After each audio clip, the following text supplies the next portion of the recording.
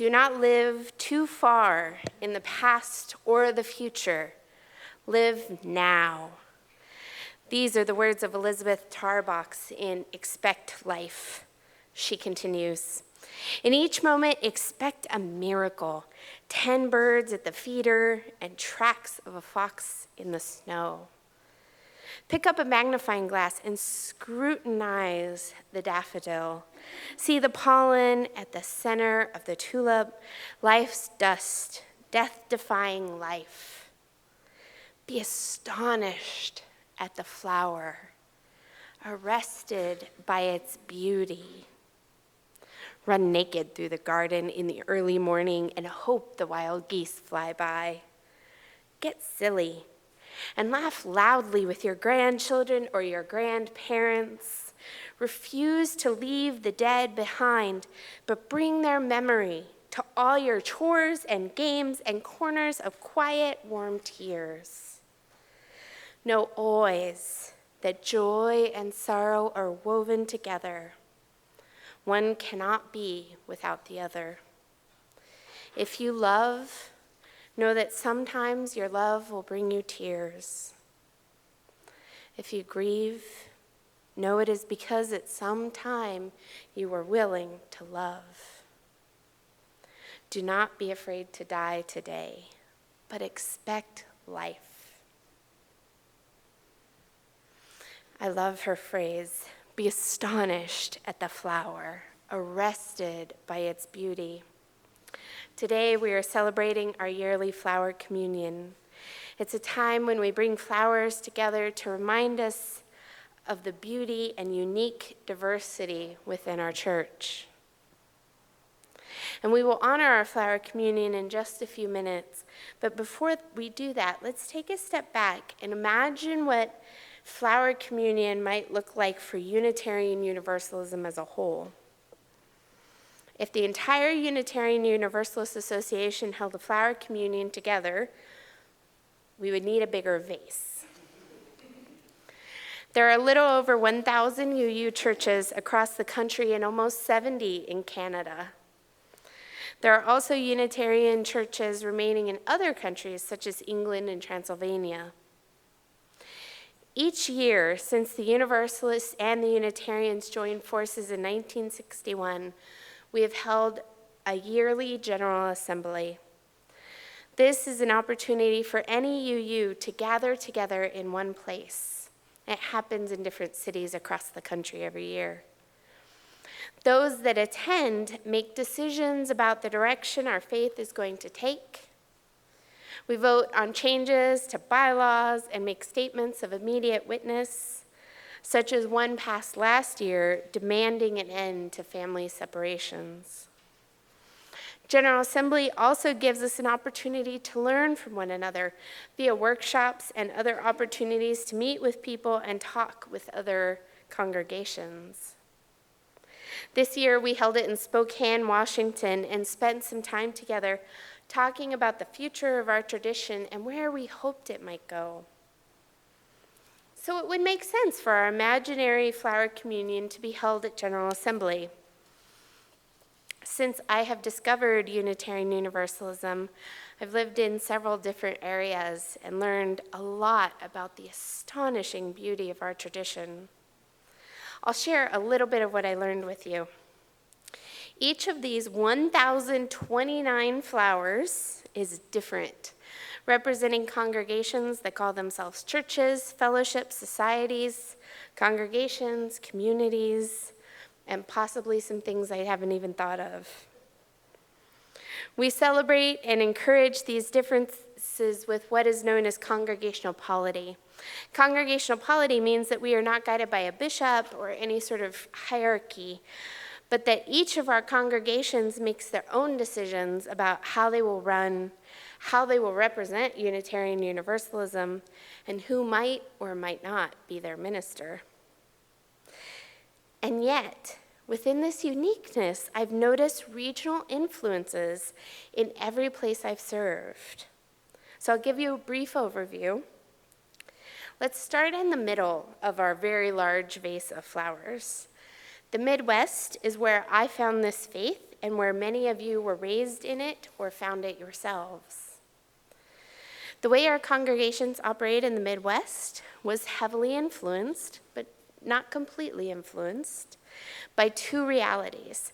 The first was what was known as the Iowa Sisterhood. Does anybody know what that is? Great. Now you will. In the late 19th century, when Unitarianism was spreading into the Midwest, most of our Unitarian congregations were focused in the East, largely in Massachusetts. So the Unitarian leaders found there weren't a lot of male ministers who wanted to go out to the plains and lead churches. And so after a women's ministerial conference organized by Julia Ward Howe, several Unitarian women ministers organized what is known as the Iowa Sisterhood. Now, the Iowa Sisterhood changed the way our congregations were structured and even the shape of many of our churches. Shifting away from the more formal traditional churches in the East, the Sisterhood built and led pastoral churches, congregations that considered themselves to be an extension of the hearth and home. Their congregations tended to have more versatile sanctuaries that could be used for worship, meetings, or celebration space. This was part philosophy and part practicality. Many Unitarian congregations built during that time or after don't look as much like a church as our beautiful building does. You'll notice some of the congregations that you drive by in the Midwest are only really identifiable by their signs. Otherwise, you might miss that they're a church at all.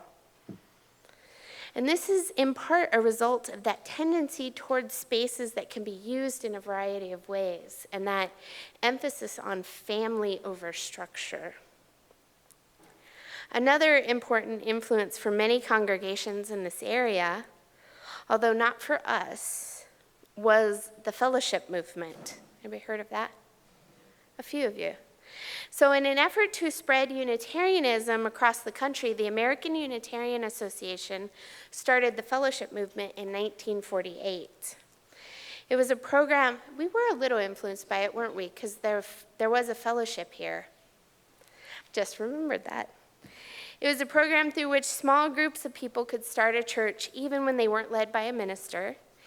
And this program is why you see so many lay-led congregations in this part of the country.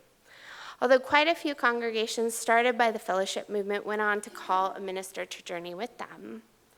And you can still see characteristics, and that's too much to get into, but there are specific characteristics of a fellowship movement that you see in many of those congregations still today. Our congregation was more heavily influenced by the Universalist tradition than the Unitarians. And so it doesn't follow that pattern as much in this area. Each flower in our large imaginary vase is unique, even when some of them share the same history and influences. So let's go to the east side of our vase next. Unitarian Universalism is concentrated in the east. I attended seminary near Boston, so I spent 3 years in this area. Now, as a woman from Kansas, I was stunned to go from a state with 6 UU congregations to a seminary with 6 UU congregations within like 8 miles. Unitarian Universalism in the East remembers its origins more clearly than any other area of the country. You're more likely to see grand, sweeping churches. We have a church in Massachusetts that's called the Cathedral for a reason.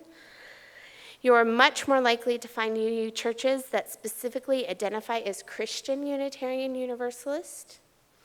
We have one church in Boston called King's Chapel that is UU and Anglican. They have their own book of prayer. Most of our congregations on the East Coast were formed before the Unitarians and the Universalists teamed up. So like our church here, they remember and are influenced by what they were before the merger in 1961. Of course, all of this is more complicated than this. Remind me sometime to tell you about the influence of the Transcendentalists and the Unitarian controversy at some point, which involved candlesticks and court cases. But in the interest of time, we can move on. After I left seminary, I completed my first internship in Napa, California. I moved to Napa without ever having set foot in California before that time. Our congregations in the West are heavily influenced by what was known as the Western Conference. In 1886, when this building was 30 years old, a number of influential ministers got together to talk about creating a Unitarianism that was ethical rather than religious. They thought that Unitarianism was ready to give up Christianity and its theistic origins altogether. Those ideas, as well as the culture and politics of the area, shaped many congregations in the West, including the one I served in Napa. And those ideas have rippled east as well and created a more diverse bouquet across the country. And because I did my second internship in Canada, I'll touch briefly on those few hardy winter flowers. By the time the Unitarians and Universalists merged in the United States, Universalism had almost died out in Canada. This wasn't due to a lack of belief in the ideas, but more due to the shifting of those ideas into the mainstream. The largest Protestant church in Canada, which is the United Church of Canada, is a progressive denomination. I suspect this is a factor in Canada achieving marriage equality in 2005. Anyway, when UUism was created in the States, the Canadian churches joined, but often as not, they kept the name Unitarian without picking up Universalist. In 2002, the Canadian Unitarian Council, which had been the Canadian branch of the Unitarian Universalist Association, split off from the UUA. This was a friendly split that allowed the CUC to provide services to congregations in Canada. And the UUA and the Canadian Unitarian Council still share ministers with one another, which is how I ended up there as an intern. My beloved spiritual companions, the vase of our imaginary flower communion is full of over 1,000 flowers, each influenced by its location, its history, its members, and its own ideas. Just as each of us and each of the flowers we brought here today were influenced by how we grew up, who we loved, and what we believe. May it always be so. Amen.